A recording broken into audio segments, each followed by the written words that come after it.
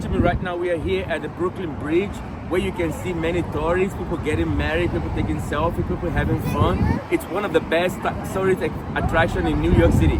And now, can you guess, we found some Brazilian people here. For those of us watching us in São Paulo, Rio, Bahia, and everywhere in Brazil, we have Brazilian people here.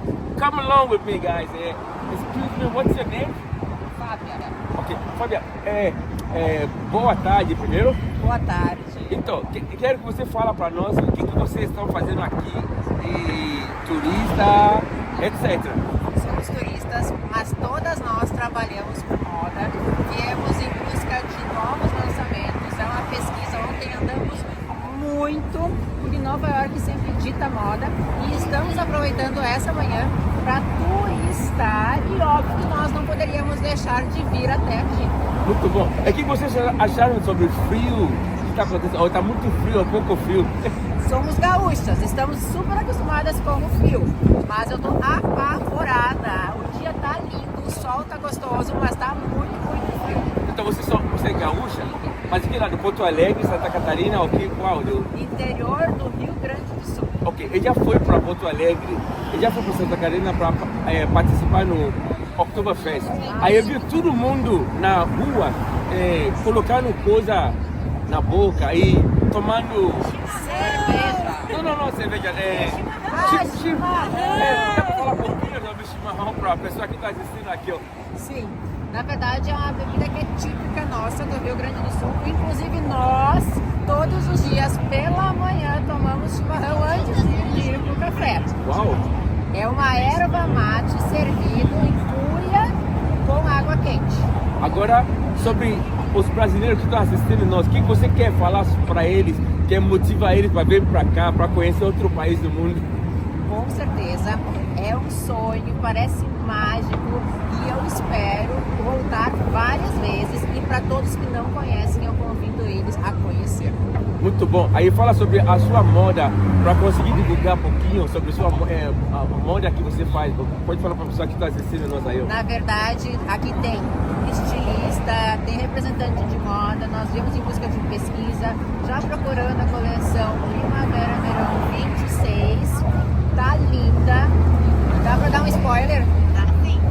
Nossa pesquisa foi sensacional, as cores estão lindas, numa paleta de terrosos, muitas nuances de blushes, de rosas, e eu em especial tenho uma marca em alfaiataria, casacos em lã, inclusive eu estou de Easy Collection. Legal. É um prazer poder estar aqui e mostrar para vocês o que a gente tem de melhor na moda. Muito obrigado e grande saudação para a pessoa do Rio Grande do Sul. Como tem uma gritaria, uma frase, você pode conhecer pessoa que vem de lá. Por exemplo, a Argentina fala Arriba Argentina, a pessoa do Rio Grande do Sul fala o quê? Muito obrigado.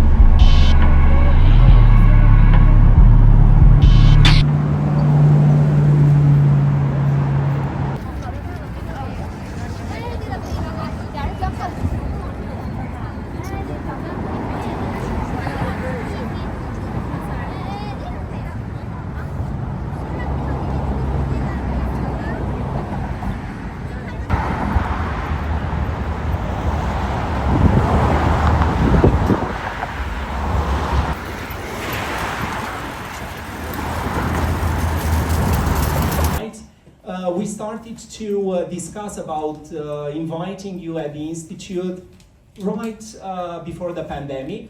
And our event with Nina was scheduled for March the 13th or something? Friday the 13th. Friday the 13th, 2020, right? So right in the middle of the, right at the beginning of the pandemic. Of course, we had to cancel it, and then 5 years later, we are here. But it's great that that we are doing this this event together. And then as a teenager in Romania and in Africa, how did these exceptional circumstances affect your identity or build up your identity? Thank you so much. Can everyone hear me? Yes. Good evening. Bună seara. I'm very happy to be here. We finally made it from Friday the 13th to Friday the 14th. It's one day, right? Yes, I was very fortunate, I believe, to have to grow up in Suceava, because I had the fantastic support and love of my grandparents and of my aunt, and of course Monica Citaticu, which is mommy and daddy in Romanian. And during my first few years, I really had no idea that I was, let's just say, different. So my identity was just like any other Suceava child. All my friends, some of them are here this evening. And I was happy, I was writing poetry, I was dancing, I was playing the mandolin, of course patinoire, I love to skate. So I felt that I was just like everyone else, and I was very creative. And one day my life changed when I was told that the person whom I thought was my father, Tatiku, was actually someone else came, and this person was from West Africa. I had never seen anyone who looked any different than the way we did in Suceava. Maybe Michael Jackson on TV, and of course it was black and white TV, and I danced, so that's the connection. And my life changed, and in a short time, for communist times, 2 years it took for me to be adopted by my African family, by my biological father. So I switched from Eastern Europe, from Suceava, snow, cold, and everything I knew, to go into West Africa. My father had promised to take me to London, but I ended up in the other L, Lagos, a little bit different. And in that way, everything changed because, of course, the culture shock. And my identity was formed based on the responses that I had to come up with. When preparing this event, I told Nina, look, would you like us to hire an actress to read for you? And she said, come on, no way, with her, of course, well-known impetuosity, because she has obviously a dramatic flair, and she really knows how to read her prose. So let's hear it. D-Day, Saturday, 14th of September, 1991. Godrich, Freetown, Sierra Leone. The morning star awakened her with its strong ray of light. Janina opened her eyes to meet its intensity. Looking swiftly through the bars of her bedroom window at the only bright spot on the black African sky. Its penetrating spark ignited the flickering fire in her soul, pulling the young girl into the silent coolness of the early morning. She had hardly slept that night. chasing the seconds off the cliff of eternity, pondering over the details of Operation Daylight.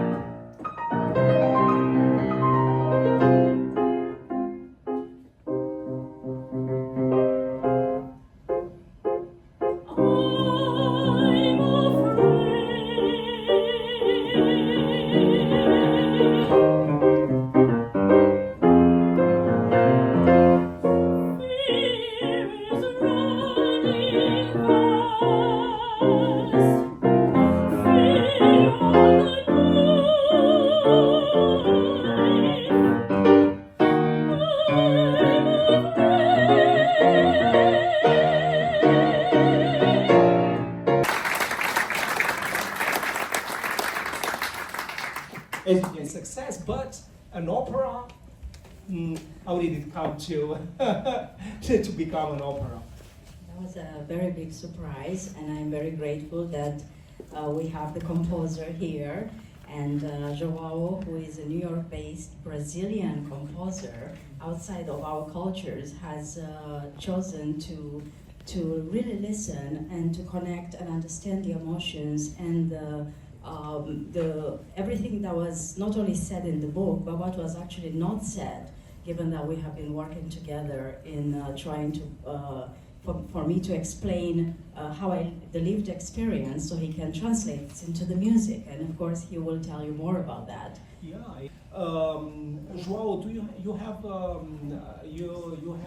I mean, you are recognized for marrying traditional styles with modern music and incorporating them into the opera canon. But you are neither African nor Romanian, and still the music of this opera is very much based on rhythms, on phrases from this culture. Tell us a bit about the process of researching for the opera and then writing, starting to write the opera, and what did attract you in the first place at the subject, and then how did you take it from there? Hi. It's been a journey. It's a challenging topic. When Nina expressed her desire to transform the book into an opera, I was willing to help her because I also serve as the artistic director for the International Brazilian Opera Company, which is a nonprofit based in New York, and we do a lot of development, and I teach composers, and I was willing to help her in any way. You know, I didn't necessarily have to be the composer, but she convinced me that she wanted me to write the music, and I decided to see if I was good enough for it. Not being a woman and not being African and not being Romanian, I felt very, very shy about it, very unprepared in many ways. But she's been guiding me through the process, and I've been listening to a lot of Romanian music, you know, classical music like Porumbescu and not just Romanian music, but you know, a lot of Eastern European and African music, which I was also exposed as a Brazilian. We have a lot of connections with Africa, but also it's kind of an imaginary Africa.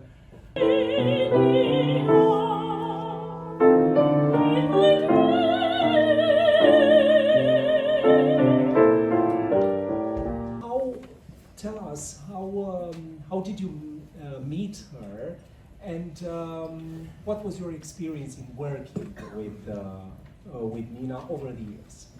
Thank you. Yep. Thank you for the question. Well, I did meet Nina in 2009 in Southern California. And I will start by saying Nina is a force of nature. And of that, there's no doubt. And I had learned about this harmful traditional practice through our Seroptimist sisters in Europe who were advocating against this practice when I was a much younger Seroptimist. And it always puzzled me how this could happen. And so when I visited Southern California,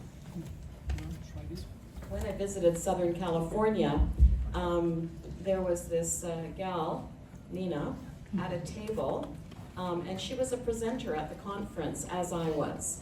And so we engaged in a conversation because I was terribly interested in continuing my education. And I will say that whether you use the word activist or human rights defender or global citizen, I think many of us in this room fit that category, and we could use those titles interchangeably. And coming from a place of what I would say privilege, not that I was from a wealthy family, but I come from a country, Canada, that I consider I have privilege compared to many places I've traveled in the world. It's an obligation to pay attention to these things and try and do something about it. The little bit you can do might be a whole lot to some person. And we engaged in a conversation. Nina was selling for fundraising some eggs that her Romanian aunt had made. And I still to this day, which is about 15 or 16 years later, I have that egg sitting on my desk up at Whistler as a reminder. And I said to her at the time, I said, well, if I'm ever in a position to do something about this cause, I will not forget your presentation. And that's correct, isn't it? And so when I became the international president, one of the opportunities we have is to name some issues we want to work on and we want the global membership to learn about. And so I selected 6 topics, and the reason I say 6, I won't just focus on FGM. Another one was migration, and I'll come to that in a minute. But I chose that because of that commitment I'd made to Nina so many years before. And as it was, we engaged with a group called the Global Media Campaign to End FGM, which were out of the UK. A woman I met from England who was Irish in Vancouver at Women Deliver. For those who are not familiar, what does it mean, FG? Female genital mutilation. Thank you.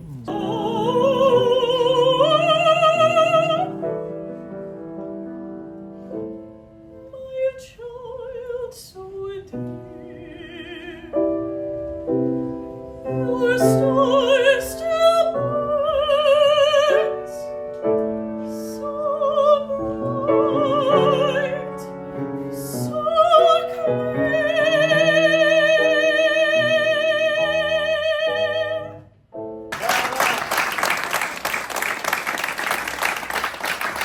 Don't sit down, come here, people want to applaud you.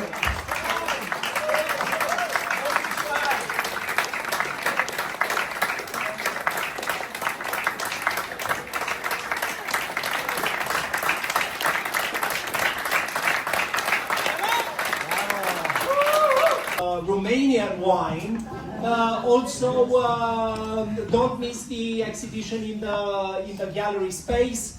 Subscribe to our social media platforms and come back to us for another event. So thank you very much. Hello, and happy International Women's Day. Oh, that's good. I'm very grateful that the Romanian Cultural Institute has invited me to present the work based on my book and on my activism. And I'm extremely grateful to João McDowell, the amazing composer from Brazil, New York based, from IBOC, International Brazilian Opera Company, who chose to compose music based on the story that I shared in Wildflower, the true story of a Romanian girl in Africa. And tonight we have had the opportunity to have a conversation about how this came to be, and also some of the discussions and readings from the book were punctuated by the amazing musicians to complete the opera, and we hope that this transcultural beautiful work of art, which Joao calls Opera Nova, will not only be here in the United States, but also taken around the world, starting with Romania, of course, Brasilia, and all over Europe. I have also had discussions with the opera curator in Mumbai, India, the only opera house. So we are ready to break the silence and use the beautiful voices of the musicians to tell a story that will encourage and inspire girls to protect their bodies and to always stand up for education and not mutilation. I have one more question. So it's like, you say your dad is from Sierra Leone, My father, or you were in Nigeria. I was like, what's the connection? I am a QC girl. I went to Queen's College, Nigeria, Yaba, and my father was a diplomat working for ECOWAS, Okay. and that is how I ended up living in Surulere, but I was in boarding school. And I love Nigeria. I love Nigerian food. My best friends are Nigerians, Okay. and I have had a wonderful opportunity to be shaped by the culture that I lived in for about 5 years in Lagos, and then I took it with me all around the world. I studied at Federal School of Art and Science and University of Lagos, English literature. I studied poetry. So it's like, when you were reading, I was like, this is so cool, man. I love this so much, and really, I wish that God continue to bless you and grant you favor to be able to realize this dream and bring everything to reality. Well, thank you so much. Thank you so much, and God bless and you. May all your wishes not only be heard, but may they manifest, and may we have the good health and the strength to be able to carry out our mission, which is to continue to educate girls and women everywhere, especially in West Africa. Thank you so much. Thank you. So can you just tell us your name and what was your objective and your purpose in this event here at the MNN Cultural Institute? I'm João McDowell. I'm a Brazilian composer and artistic director for the International Brazilian Opera Company. We had a fantastic event here at the MNN Cultural Institute. It was about the life and the work of Nina Smart, a writer and an activist of human rights and FGM in the world. And I'm composing an opera called Wildflower based on her novel. It's already in the third edition. And we're working through this opera. Today we presented 4 scenes of the opera. It keeps growing, and we'll get a small recital and a conversation about the piece. Now, to those of you watching us, you might not believe he's a Brazilian, and he's going to say something to us in Portuguese. To those of you Brazilian watching us live here, anything you can say to them in Portuguese? Brasileiros, então é um prazer, a gente está aqui em Nova York fazendo um lançamento. A gente chama isso de Ópera Nova, né? Um movimento que a gente acredita que os espaços da ópera precisam de música nova, e a gente está criando nova música, e precisam de música que represente outras culturas, e a gente tem um potencial muito grande de ocupar esses espaços, que são os melhores teatros, são as melhores orquestras, e a gente quer muito estar presente, e estamos indo para Brasília daqui para fazer a produção de 2 novas óperas, e estamos aqui, os patrocinadores, estamos abertos, buscando patrocinadores, mais patrocinadores, e vamos colocar o Brasil nessa cena, que é uma cena muito importante para o mundo, e nós temos muito a contribuir. E, finalmente, pode falar sobre o livro, que ele está escrevendo um livro, alguma coisa assim? Oh. Sim. Dá para falar? Pode falar em português. Esse é um livro de técnica de composição, de harmonia, chama poliharmonia e consonância. É um livro que trabalha com justamente técnicas para a gente juntar elementos musicais de culturas diferentes e fazer uma coisa que seja coerente, né? O blues tem a harmonia da Europa com as pentatônicas africanas, e a gente está trabalhando para treinar compositores para usar as linguagens que eles trazem da música popular em um ambiente de grandes orquestras, grandes coros. E para finalizar, você consegue cantar uma música ou tocar alguma coisa para nós? Pode ser no piano aqui. Pode ser no piano, então, pode ser.